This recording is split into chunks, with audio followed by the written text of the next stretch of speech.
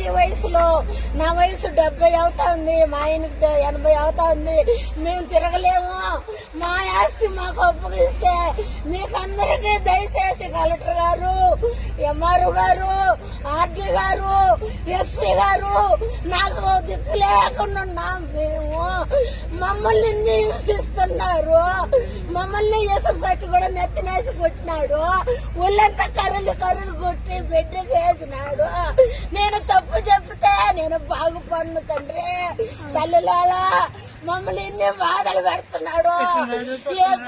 ఊరు పెద్ద మనుషులు కట్టినాడు. గంగినాయుడు, దర్శవనాయుడు, ఆనంద నాయుడు, నా మర్ది గారు ఆనంద అందరూ మంచి ఇచ్చిన ఆస్తులు ఇవి.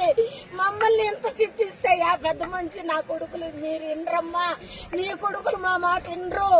మీరు మేమేం చేసేదని ఎవరు రావడం లేదు తండ్రిలాలా తల్లిలాలా. ఈ మనిషిని గడపారెత్తుకొని పొచ్చేదానికి వస్తే నా మనవుడు అడ్డుపడినాడు. ఇప్పుడు ఆ మనవుడు కూడా వాడి పక్క తిరుక్కున్నాడు. ఇద్దరు మనవుడు